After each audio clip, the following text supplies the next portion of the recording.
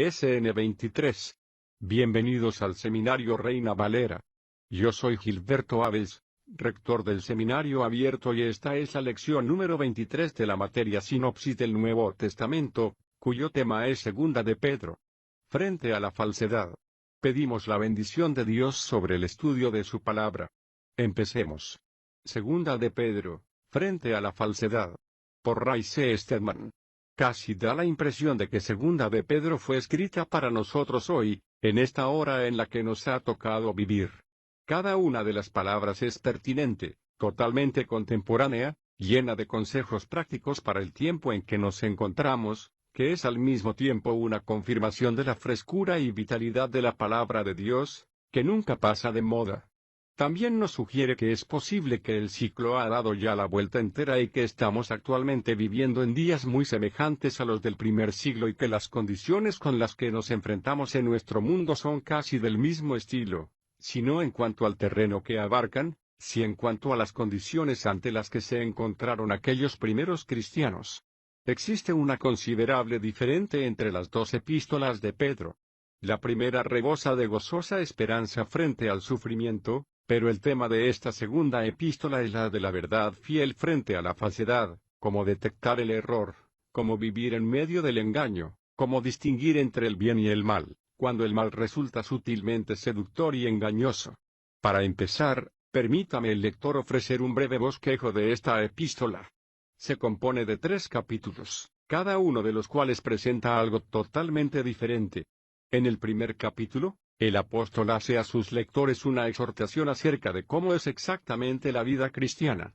En el segundo, advierte acerca de cómo se puede reconocer a los falsos maestros, y en el tercer capítulo, nos ofrece una palabra de garantía acerca de la venida de nuestro Señor Jesucristo, y aquellos hechos que sirven de fundamento a nuestra fe, y a continuación llega a una conclusión. Es un resumen muy sencillo, ¿verdad? De una epístola práctica, como podríamos esperar de un cristiano tan práctico y tenaz como Pedro. Es muy factible que esta epístola fuese escrita en el mismo lugar que la primera, cuando Pedro se hallaba prisionero en Roma, posiblemente por orden de Nerón. Es evidente, al menos, que se hallaba en terrible peligro, porque en esta epístola dice que siente que se acerca el momento en que ha de dejar su cuerpo, esta morada, su habitación, para ir con el Señor, y dice que el Señor mismo se lo ha declarado, según se nos dice al final del Evangelio de Juan. El Señor Jesús le había dicho a Pedro que llegaría un tiempo en el que los hombres le atarían las manos y le llevarían a donde él no desearía ir. Pedro entendió que eso quería decir que tendría que sufrir y morir como lo hizo nuestro Señor, en una cruz, y la tradición nos dice que Pedro fue de hecho crucificado, que se sintió tan humilde ante el hecho de ser considerado digno de morir la misma muerte que el Señor Jesús, que suplicó a sus captores que le crucificasen boca abajo. Al escribir a aquellos cristianos, en medio de aquellas aflicciones, no les está intentando animar en esta epístola ni diciéndoles que deben regocijarse ante el sufrimiento, sino más bien está intentando ayudarles a ser fieles ante la falsedad. En su primer capítulo, hallamos una maravillosa palabra en el primer versículo, y la epístola va dirigida a 2 puntos antibarra a los que han alcanzado una fe igualmente preciosa como la nuestra. Piense en eso. Nos hemos sentido tan tentados a pensar en estos poderosos apóstoles como hombres de un carácter intachable y de una fe tan abundante y tan superiores en su conocimiento de la verdad, pero lo cierto es que los apóstoles mismos nunca se consideraron a sí mismos de ese modo, sino como sencillos creyentes con la misma igualdad de oportunidad en la fe que disfrutaban el resto de los creyentes. Hace años me encontré con esta expresión, y desde entonces ha sido algo que me ha servido de estímulo. Hasta el más débil de los creyentes tiene en sus manos lo que poseyeron los más poderosos de los santos. Ese es el tema del primer capítulo de Pedro. Preste atención a estas palabras: su divino poder nos ha concedido todas las cosas que pertenecen a la vida y a la piedad. Segunda Pedro 1:3. Todas las necesidades, tanto para desenvolverse en la vida como para manifestar la justicia o la santidad, es decir, la semejanza a Dios, en este mundo nos pertenecen. Eso significa que cualquiera que haya venido sinceramente a Jesucristo, sin excepción, tiene todo cuanto se precisa para afrontar todo lo que la vida puede poner en su camino. ¿Lo cree usted? Muchísimas personas no lo creen, buscando siempre algo más, alguna nueva experiencia, una reacción diferente, alguna revelación adicional, algún sentimiento especial sobresaliente y están convencidos de que sin esas cosas no pueden ser nunca la clase de cristianos que deberían de ser, pero, ¿se da usted cuenta de que Pedro lo niega enfáticamente? Nos dice que si acudimos a Cristo, le tenemos a Él y si le tenemos a Él, tendrá usted todo cuanto Dios le dará jamás. Dispone usted de todo el poder y de todas las cosas que tienen relación con la vida y con la santidad mediante el conocimiento de Dios. Ahora bien, si esto es cierto, no tenemos excusa para fracasar, ¿verdad? Eso quiere decir que si lo tenemos todo en Cristo, solo necesitamos saber más acerca de Él, y tendremos todo lo que necesitamos para resolver el problema con el que nos estemos enfrentando. Ojalá que encontrase la manera de hacer que eso quedase claro de una manera práctica. Para mí, lo importante de ser cristiano es que en Jesucristo encuentro realmente las respuestas prácticas a cada uno de los problemas con los que me enfrento. Por supuesto que por el hecho de hacerse usted cristiano, eso no significa que sepa automáticamente todo lo que hay en todos los libros del mundo.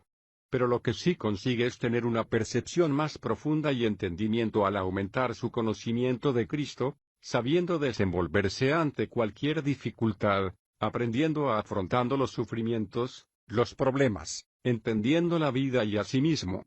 Su divino poder ya nos ha concedido todo lo que necesitamos, pero al principio de conocer a Cristo, aunque tenga usted todo cuanto se precisa, todavía no lo habrá usted descubierto. No habrá encontrado usted todo en lo que se refiere a la experiencia.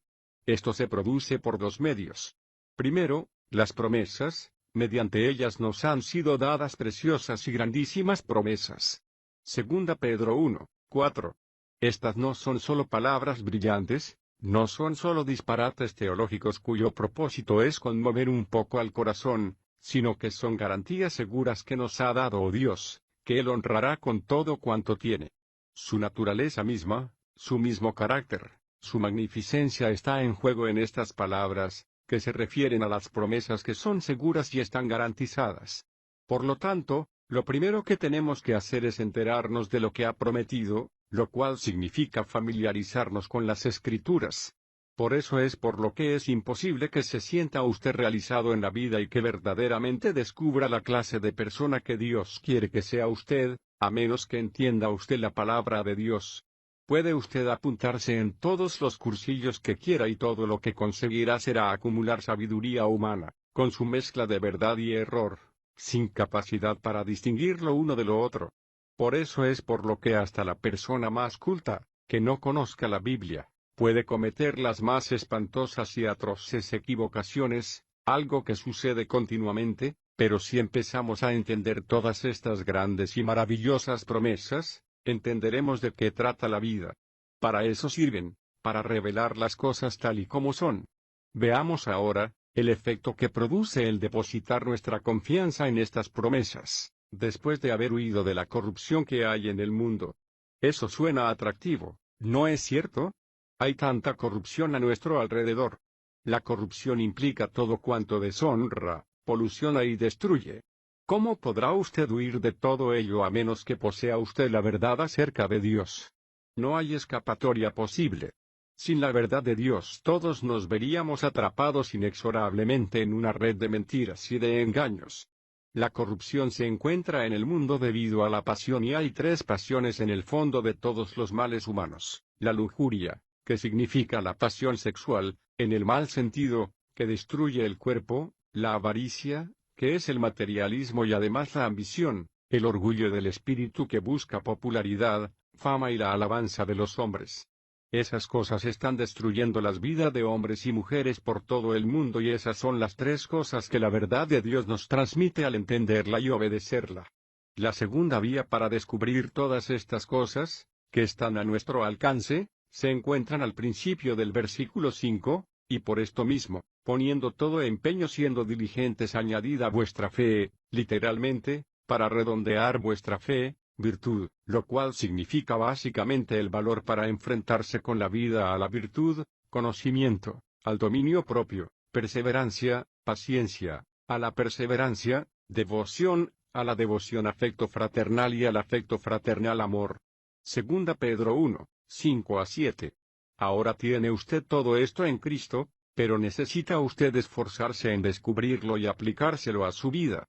Eso es lo que todos nosotros estamos haciendo ahora, intentando aplicar estas cosas en términos prácticos, con las personas con las que vivimos y trabajamos, además de con las personas que nos irritan y que siempre nos caen mal, nuestros cuñados y suegros y los menos allegados, sean quienes sean, con los que hemos de aplicar todas estas cosas. ¿Y cuál es el resultado? Porque cuando estas cosas están en vosotros y abundan, no os dejarán estar ociosos, ni estériles. Segunda Pedro 1, 8. Como cristianos. ¿Quiere usted la receta para alcanzar el éxito como cristiano? Ahí la tiene usted, la fe y la obediencia. El conocimiento de las promesas de Dios y la aplicación de las mismas a situaciones concretas, serán lo que evitará que seamos estériles e inefectivos. Además, el que no tiene estas cosas es ciego y tiene la vista corta aunque sea cristiano, está viviendo como el resto del mundo y aparentemente se ha olvidado de que ha sido purificado de sus pecados pasados. Ni siquiera su regeneración parece haberle hecho demasiado efecto. Por eso procurad, dice el apóstol con mayor empeño, hacer firme vuestro llamamiento, asegúrese de ello. Porque haciendo estas cosas no tropezaréis jamás. Pues de esta manera os será otorgada amplia entrada en el reino eterno de nuestro Señor y Salvador Jesucristo. Segunda Pedro 1, 10 y 11. Eso quiere decir que cuando llegue la hora de que parta usted para el hogar, las trompetas sonarán en la gloria al entrar usted en el reino, porque habrá encontrado usted el secreto de la vida vivida con éxito. Pedro nos enseña a continuación las dos garantías que apoyan esta declaración.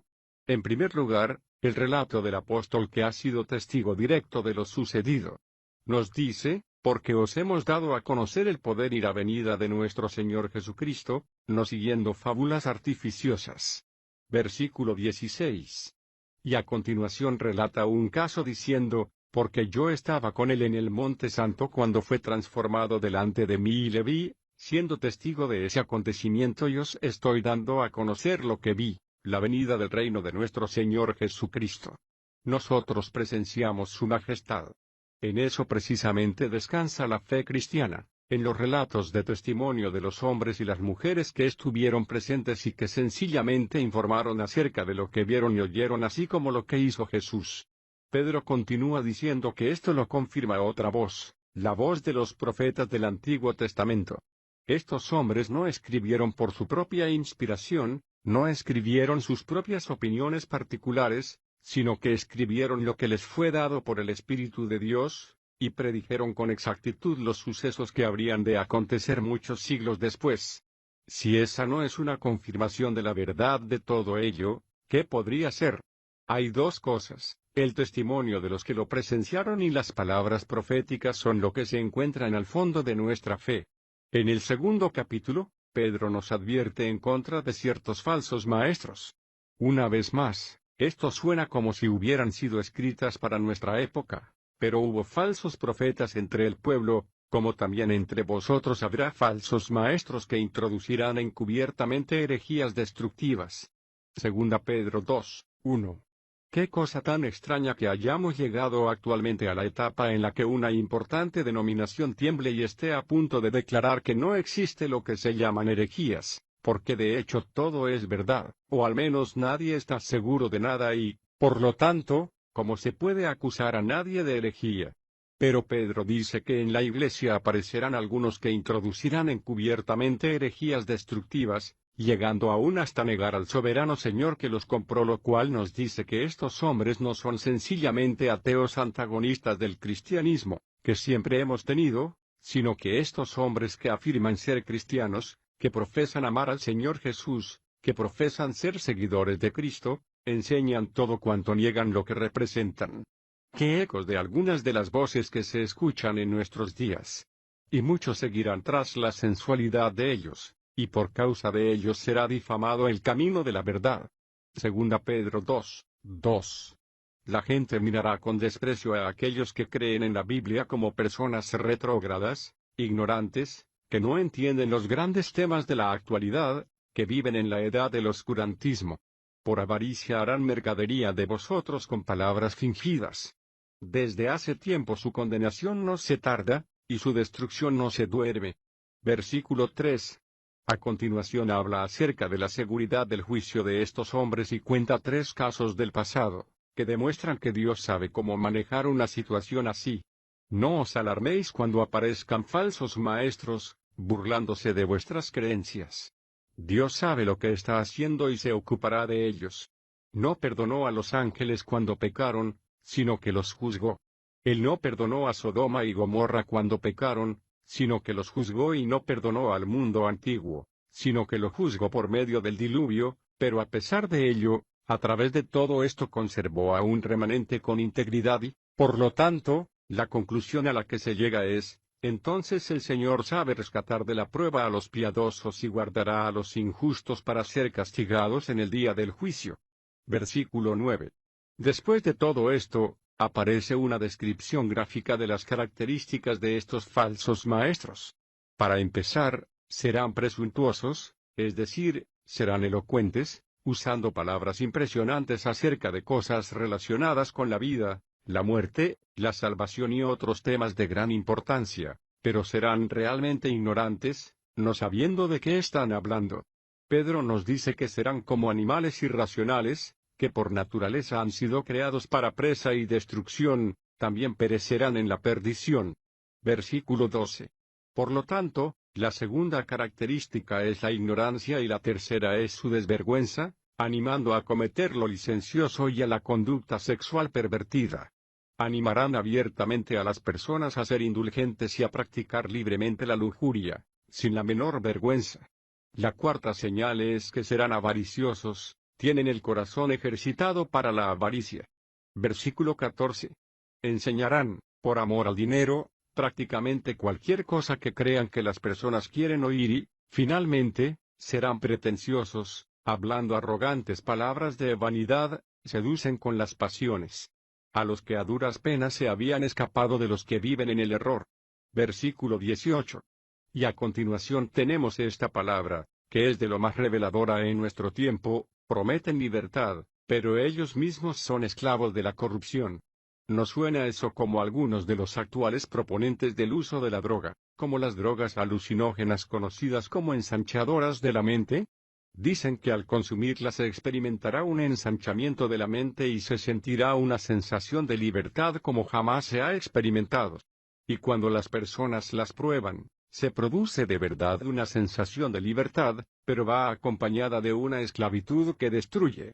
De modo que el apóstol concluye con algunas de las palabras más sobrias de las Escrituras: porque si los que se han escapado de las contaminaciones del mundo por el conocimiento de nuestro Señor y Salvador Jesucristo, se enredan de nuevo en ellas y son vencidos, el último estado les viene a ser peor que el primero. Pues mejor les habría sido no haber conocido el camino de justicia, que después de conocerlo, volver atrás del santo mandamiento que les fue dado. Segunda Pedro 2, 20 y 21. Piense en ello. Los hombres que trabajan con las Escrituras, que tienen sus manos sobre la palabra de Dios, que la estudian y que intentan explicarla y que ocupan puestos de maestros de la verdad, ellos mismos niegan todo lo que han enseñado y aprendido, convirtiéndose en víctimas de sus propios engaños. Por lo tanto, la última palabra es una de garantía. No os desaniméis, dice, por este ambiente de error prevaleciente. Recordad que el que viene arreglará todas las cosas. Habla acerca de la seguridad de la venida del Señor. Afirma que habrá quienes se burlen y basen sus argumentos en contra de la segunda venida de Cristo sobre el hecho de que todas las cosas han continuado como lo han estado desde el principio de la creación. Este es un universo estable, dirán, y nunca sucede nada fuera de lo normal. No puede haber intrusión alguna en este universo por parte de un poder divino que opere de una manera diferente a la que observamos a nuestro alrededor. Pero están equivocados, dice Pedro. Lo han estado en el pasado y lo seguirán estando en el futuro. Este no es un universo estable. Este universo se ha visto terriblemente trastornado en el pasado y volverá a estarlo. El diluvio es el dato fehaciente del pasado y apunta a un día en el pasado y apunta a un día en el futuro en el que el mundo volverá a quedar destruido, no por el agua, sino por el fuego. y en un pasaje extraordinariamente descriptivo que encontramos aquí, muchos de nuestros científicos nucleares, que son cristianos, han visto una descripción de una explosión nuclear, pero por la misma palabra, los cielos y la tierra que ahora existen están reservados para el fuego, guardados hasta el día del juicio y de la destrucción de los hombres impíos. A continuación pasamos al versículo 10, pero el día del Señor vendrá como ladrón. Entonces los cielos pasarán con grande estruendo, los elementos ardiendo, serán deshechos y la tierra y las obras que están en ellas serán consumidas. Segunda Pedro 3, 7-10. Muy instructivo, ¿no es cierto? Pero es preciso recordar dos cosas acerca de esto, nos dice. Recordemos que el pasado ha demostrado lo que será el futuro y la constancia que ha quedado del diluvio es la garantía de que Dios se va a mover en el futuro, como dijo que lo haría. Y el mundo que existe actualmente se mantiene unido por la misma palabra que el mundo que existía antes del diluvio. Lo único que hace que el mundo siga funcionando es la palabra de Dios, la autoridad de Dios. Por lo tanto, todo lo que necesita hacer Dios es alterar las cosas en nuestro universo físico, y todo comenzará a derrumbarse. Y Pedro nos dice que si nos sentimos impacientes y comenzamos a preguntarnos acerca del tiempo, recordemos lo siguiente: Dios no considera el tiempo de la misma manera que lo hacemos nosotros. Para el Señor un día es como 1000 años y 1000 años como un día y, por lo tanto, lo que a nosotros nos causa la impresión de que se hace interminable para Él no es más que unos pocos momentos. En segundo lugar, recuerde que Dios tiene un propósito al demorarse, por lo que deberíamos de sentirnos muy agradecidos porque una vez que Dios comience a juzgar, todo quedará incluido. Él demora su mano de juicio a fin de darnos a todos la oportunidad de pensar en qué consiste la vida, qué es lo que quiere decir la palabra arrepentimiento, quiere decir pensar de nuevo, examinar los hechos detenidamente y actuar sobre esa base. Dios detiene su mano para que los hombres tengan oportunidad de pensar sobre las cosas y cambiar su manera de comportarse. ¿No es maravilloso? ¿No le alegra a usted que Él le haya estado esperando? Hace algún tiempo me contó un hombre que estaba paseando con un amigo y pasaron junto a una iglesia y sobre el tablón de anuncios frente a ella se fijaron que el título del mensaje para el próximo domingo era Si yo fuese Dios, y eso hizo que aquellos hombres se pusiesen a pensar. Uno de ellos se volvió hacia el otro y le dijo: ¿Sabes lo que haría yo si fuese Dios?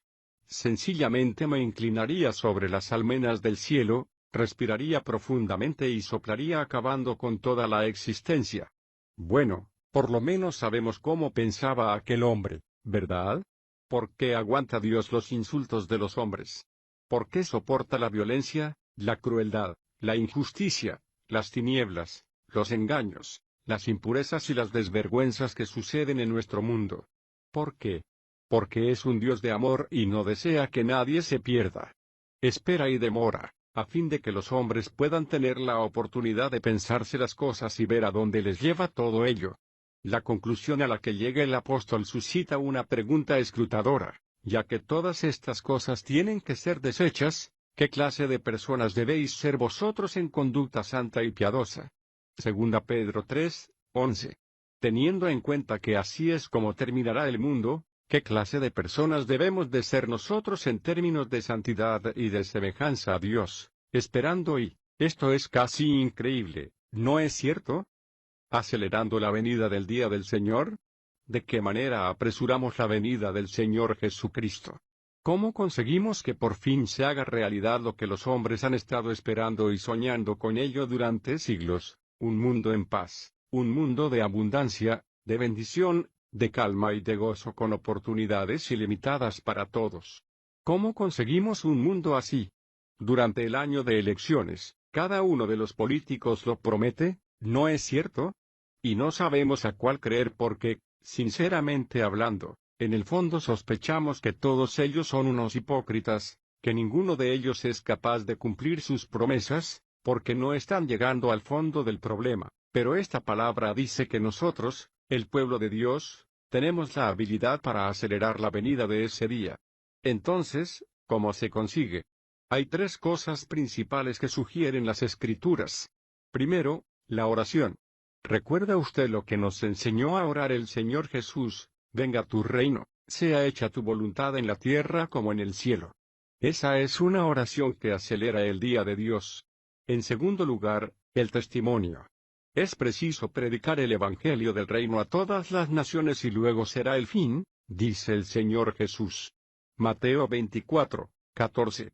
De modo que al compartir nuestra fe, no de una manera mecánica, intentando meterles en la cabeza la verdad a las personas como con un martillo, sino mediante un amor genuino y compasivo, atendiendo a las necesidades de otros, hablando acerca de una esperanza que nos anima y que hace que creamos de todo corazón, estamos acelerando la venida del día del Señor. Y en tercer lugar, por medio de la obediencia. Existe un dicho entre los judíos que dice que si todo Israel obedeciese totalmente la ley durante un solo día, vendría el Mesías. Lo que Dios está buscando es a hombres y a mujeres que sean obedientes, que le pertenezcan. La única libertad que tienen los hombres es la libertad para servir o bien a Dios o al demonio, al uno o al otro. Es la única opción que se nos ha ofrecido. Y la libertad que conseguimos por obedecer al demonio solo es temporal, es una libertad aparente, que no tarda en desvanecerse y se convierte en una espantosa desesperación que lleva al vacío. Sin embargo, la libertad que ofrece el Señor Jesús es una libertad que va en aumento, que enriquece, que se ensancha y que nos lleva a la plenitud de vida. No acaba nunca hasta que todas las cosas se encuentran en nuestro poder, todas las cosas presentes y las venideras, el mundo y todo lo demás pertenece a los que conocen a Jesucristo.